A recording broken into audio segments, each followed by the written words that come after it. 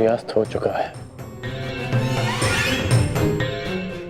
फिर अब तक ये सब लौटे क्यों नहीं?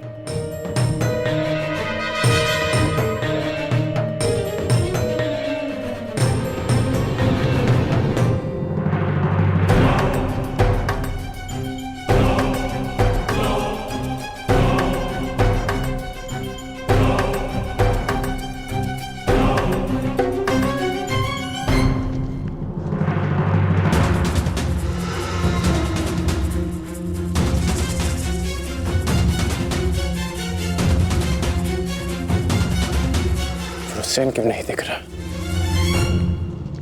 कुमार दिशेन की, कुमार दिशेन की, कुमार दिशेन की।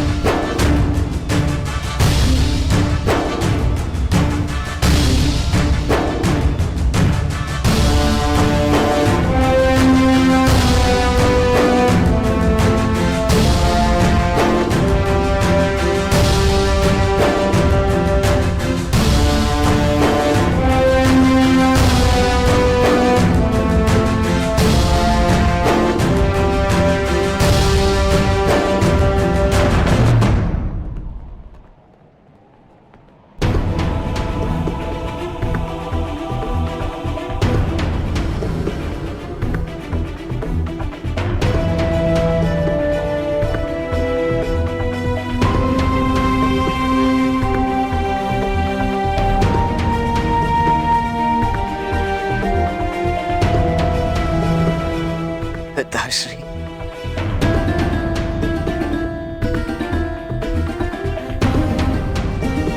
मित्रगण, आज वृषसेन ने यह सिद्ध कर दिया कि वो तुम्हारा वास्तविक उत्तराधिकारी है। आज हम सब ने तुम्हारी कमी का आभास किया है। हाँ, परंतु उस अर्जुन ने नहीं किया होगा, क्योंकि अर्जुन के समक्ष वृषसेन खड़ा था। हमें गर्व है, इस पर गर्व है।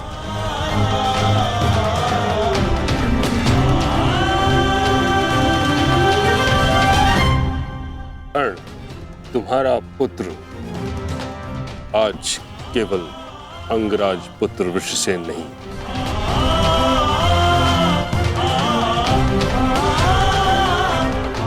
बल्कि महारथी धनुर्धारी वृषसेन बन गया है।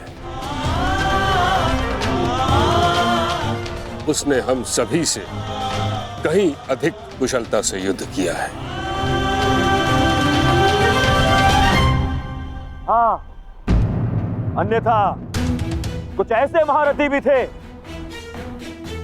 जिनके कारण हमें पहले ही दिन पराजय का मुख देखना पड़ता।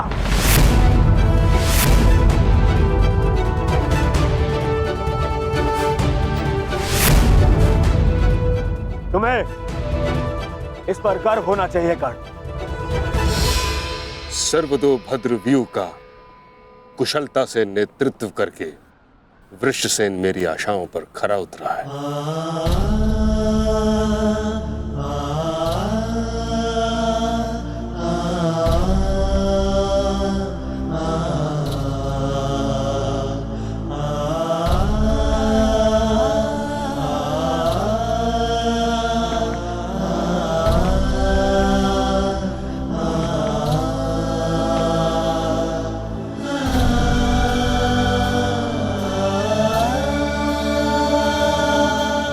कल्याण हो तुम्हारा पुत्र।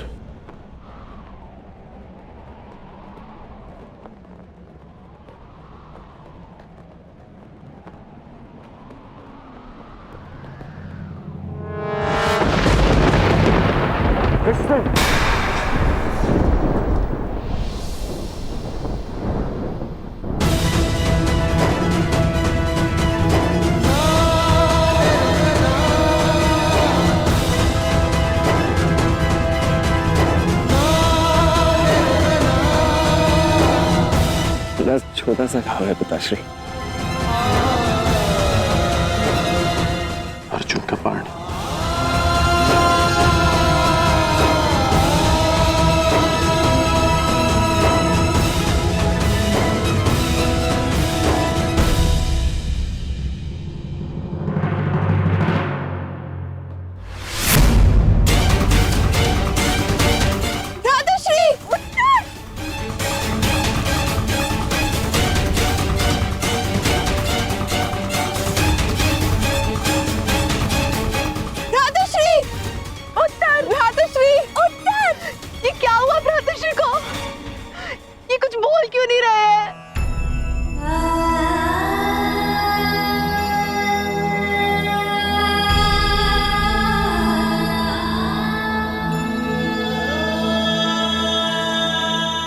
मृत्यु नहीं हुई है उत्तरा।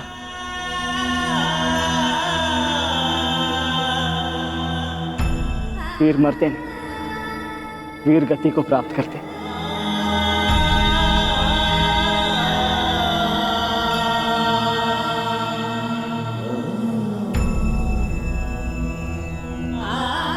वीर उत्तर वीर गति को प्राप्त हुआ। वीर उत्तर की जय। वीर उत्तर की जय। वीर उत्तर की वीर उत्तर की वीर उत्तर की वीर उत्तर की वीर उत्तर की वीर उत्तर की वीर उत्तर की।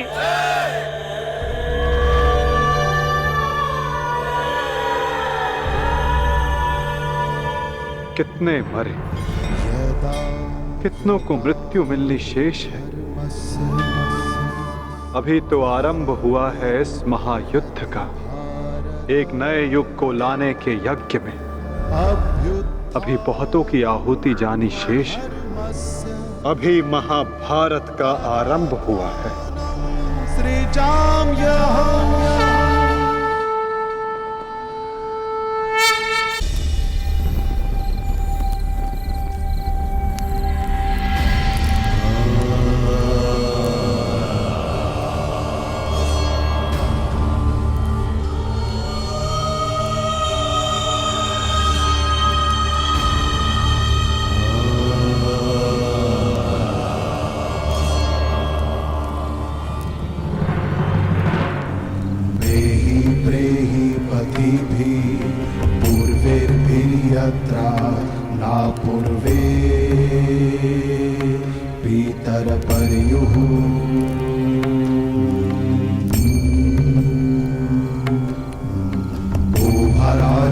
स्वधया मदन्तायमं पश्यासि वरुणं च दिवम्। ये सब क्यों हुआ सखा? सहस्त्रों काल के गाल में समा गए। ये क्या हो रहा है केशव? तुम एक क्षत्रिय परिवार में जन्मी हो याज्ञसेनी, और युद्ध के परिणामों से भली भांति अवगत हो। तुम स्वयं युद्ध कांक्षी हो, तो फिर ये पीड़ा क्यों? क्योंकि ये अनुमान नहीं था केशव कि अपनों की मृत्यु इतनी पीड़ादायी होगी। आज उत्तर वीर गति को प्राप्त हुए, कल कोई और होगा। मन बहुत विचलित हो रहा है सखा। जब भी मैं अपने पुत्रों का या आर्य पांडवों का मुख देखती हूँ, मुझे एक भय समा जाता है मन में कि कहीं। तुम ये मत भूलो सखी कि ये युद्ध केवल तुम्हारे अपमान, केवल पांडवों के साथ हुए अन्याय के प्रतिशोध के लिए नहीं हो रहा है। ये युद्ध धर्म की पुनः स्थापना के लिए हो रहा है, अधर्म के नाश के लिए हो रहा है, और धर्म की स्थापना के लिए वीरों को अपने प्राणों की आहुति देनी पड़ती है सखी।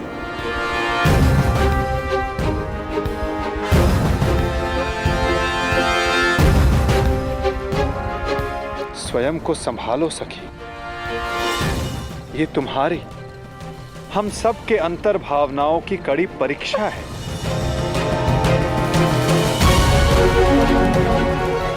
और इस युद्ध में हानि केवल हमें नहीं हुई है, अभी तो इस युद्ध में अनेकों की आहुति देना शेष है सखी।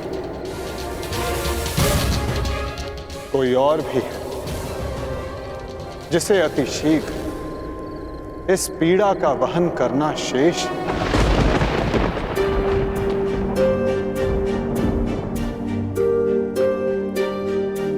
हुसैन,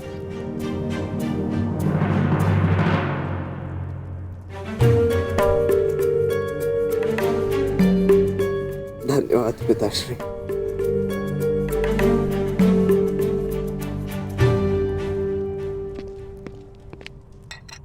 कहीं मेरे इस घाव को मेरी दुर्बलता तो नहीं समझ बैठे हैं ना आप पिताश्री? मैं एक योद्धा हूं और युद्ध में योद्धा को घाव लगना गर्व की बात है। इस महायुद्ध में ये घाव मेरे लिए एक उपहार की भांति है।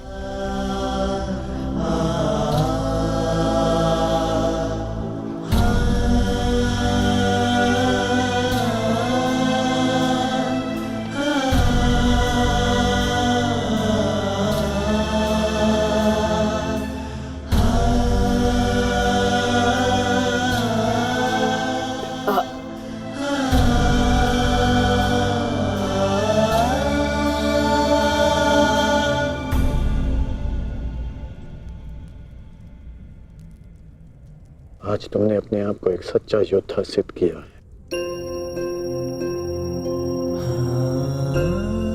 मुझे तुम पर गर्व है। कल्याण हो तुम्हारा पुत्र।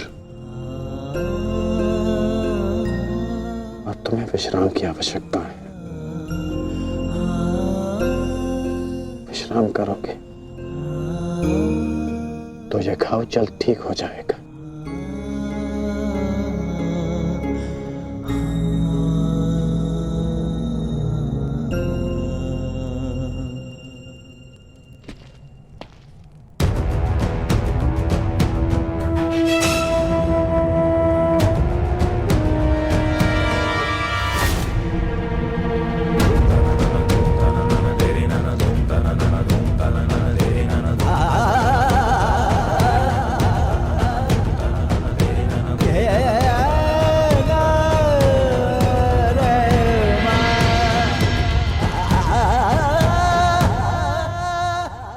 युद्ध भूमि में अपनी मृत्यु से अधिक अपनों की मृत्यु का भय कितना सताता है ना मित्र।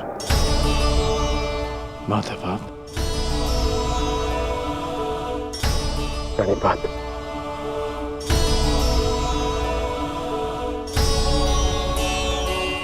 परंतु आप यहां कैसे?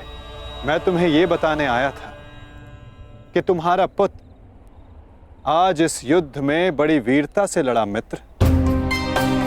तुम्हारे पुत्र ने महाभारत के प्रथम दिन को अविस्मरणीय बना दिया। वृषसेन के घायल होने के पश्चात भी उसने अर्जुन को युद्ध भूमि में तुम्हारी अनुपस्थिति का भान नहीं होने दिया।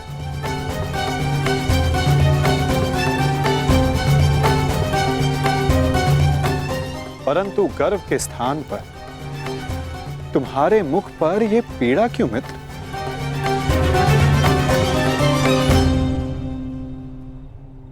गर्व है, गर्व है माधव, परंतु ऐसा क्यों होता है कि मैं स्वयं के शरीर पर सहस्त्र बाण सह सकता हूं। मैंने बिना संकोच किए अपने कवच और कुंडल दान कर दिए। मैं ये सब पीड़ा सहने में सक्षम हूं। एक योद्धा होने के नाते मैं युद्ध के सभी नियमों से अवगत हूं,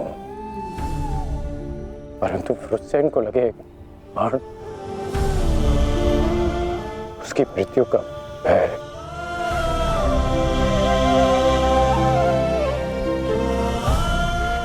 मुझे खाया जा रहा है। परंतु तुम ये कैसे कह सकते हो मित्र कि ये भय है, पूर्वाभास नहीं?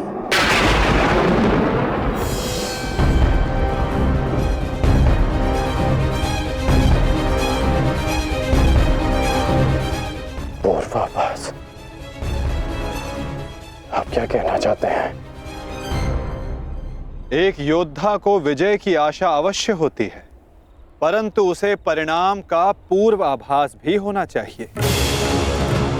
आज युद्ध में जो हमारे साथ खड़ा था, कल उसका स्थान कोई और ले लेगा और उसके पश्चात कोई और। ये युद्ध है मित्र, इसे बदला नहीं जा सकता।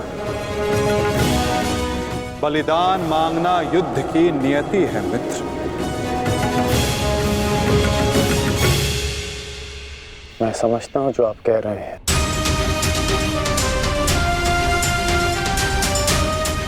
परंतु मन में अपनों की रक्षा की चिंता है।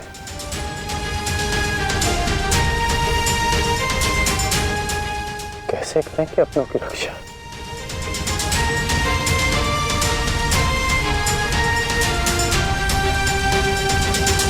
यदि कारण महान हो तो उसका बलिदान भी महान देना होता है मित्र। इस युद्ध में हो रहे बलिदान को स्वीकार करो। एक योद्धा को युद्ध में जाने से पूर्व सभी प्रकार के मोह को त्यागना पड़ता है। मोह बंधन में बंधकर वो युद्ध नहीं कर सकता और ना ही अपनों की रक्षा कर सकता है। इस महायुद्ध में अपनों की रक्षा के लिए जो हो सकेगा वो मैं करूंगा, चाहे वो युद्ध के नियति के विरुद्ध हो तब भी अंगराज।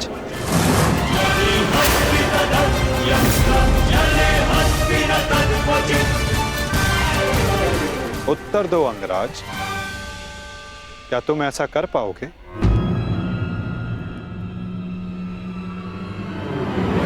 यदि तुम चाहो तो अब भी इस युद्ध की नियति को बदल सकते हो कर्ण।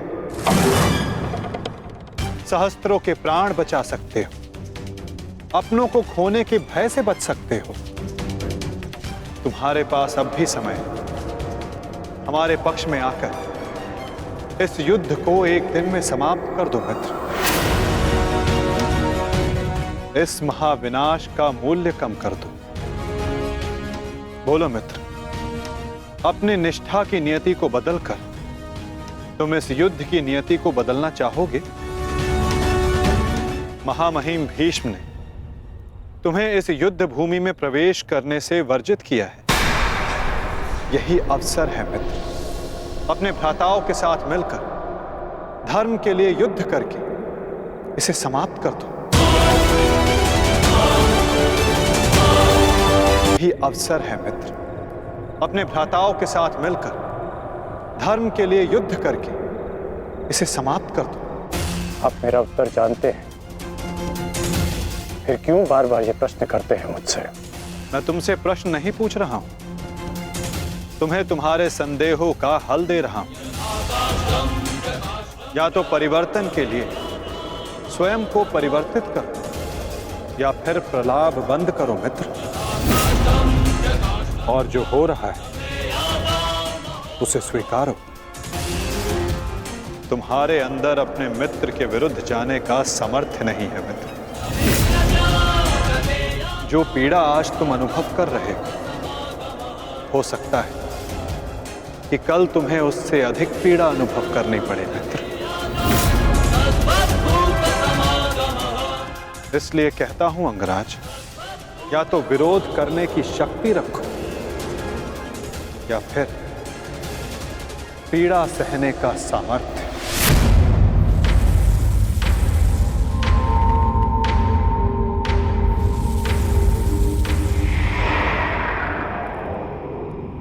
एक बात और थी मित्र, सोचा कि तुम्हें उसका ज्ञात होना चाहिए। आज मैंने अर्जुन को महाज्ञान दिया, उसे अपने विश्व रूप के दर्शन करवाए। ये जानकर तुम्हें बुरा तो नहीं लगा ना? कहीं तुम फिर से ये तो नहीं सोच रहे कि मैं पक्षपाती हूं? आप पक्षपाती तब होते जब आप अर्जुन को अपना विराट रूप नहीं दिखाते। आपने मुझे अपने विराट रूप का साक्षी बनने की अनुमति दी। मुझे पूर्ण विश्वास था केशव कि एक ना एक दिन आप अर्जुन को अपना विराट रूप अवश्य दिखाएंगे। आपको लेकर किसी और के मन में शंका हो सकती है, परंतु मेरे नहीं।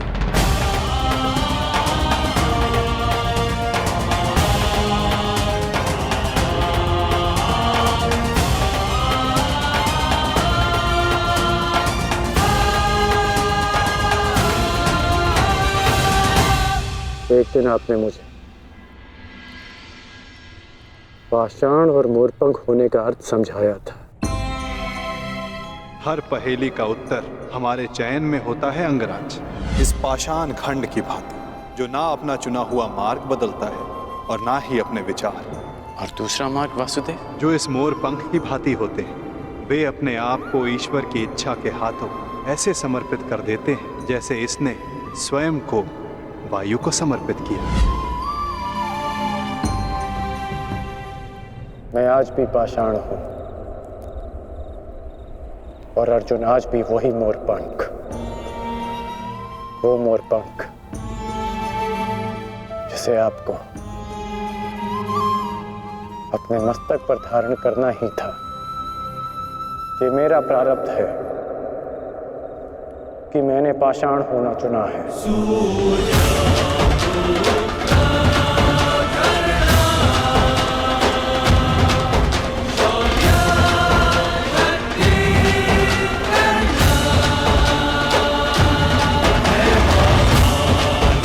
प्रणिपात केशव। कल्याण वस्तु मित्र।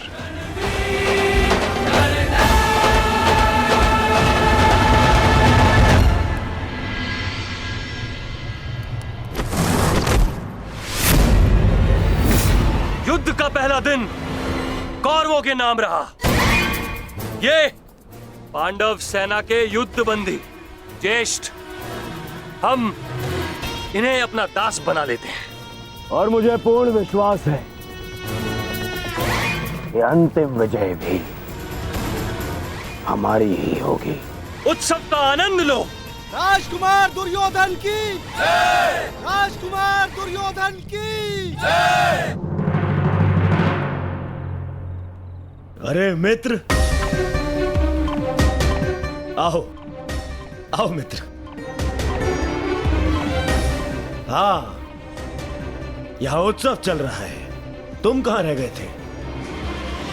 किस बात का उत्सव? उन पांडवों के विनाश का उत्सव, उनकी पराजय का उत्सव मित्र। उन पांडवों के विनाश का उत्सव जिसका श्रेय जाता है तुम्हारे पुत्र को, वीर महारथी वृषसेन को, जिसे तुमने इतना सामर्थ्यवान बनाया।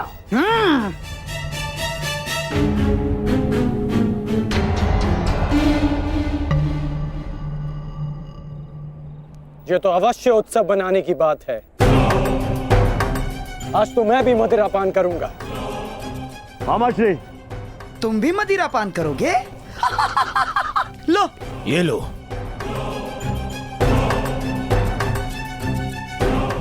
ये उत्सव पांडवों के विनाश के नाम। विनाश के नाम। मित्र, मैं इस युद्ध में उपस्थित नहीं था। क्या तुम मुझे बता सकते हो कि पांडवों की सेना में कितने हताहत हुए? पूरी एक औक्षणी सेना और साथ साथ उस मूर्ख बालक उत्तर का भी अंत किया आज हमने। विराट के छल का प्रतिशोध लिया हमने। उत्तम, अति उत्तम दुशासन। एक औक्षणी में 21 सहस्त्र 870 रथ और उनके रथी, और इतने ही हाथी और उस पर सवार योद्धा 65 सहस्त्र 610 अश्वरोही, 1,09,000 सहस्त्र 350 पैदल सैनिक। आज हमने युद्ध में इतने शत्रुओं का संहार किया। उत्तम, उत्तम, उत्तम। परंतु प्रतीत होता है कि हमारे ओर से कोई जानहानि नहीं हुई।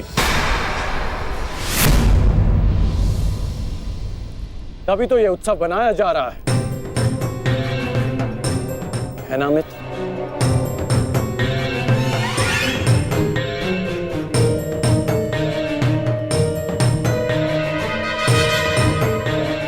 नहीं मित्र, हमारी ओर भी लगभग आधी अक्षुणी सेना की हानि हुई है।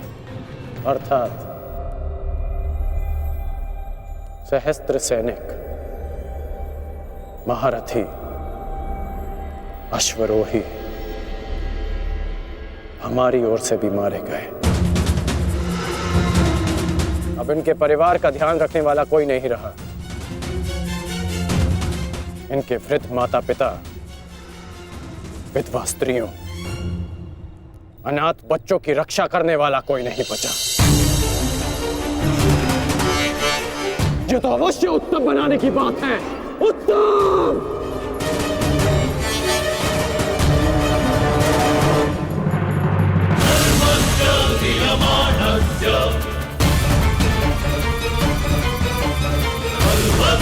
धर्मस्य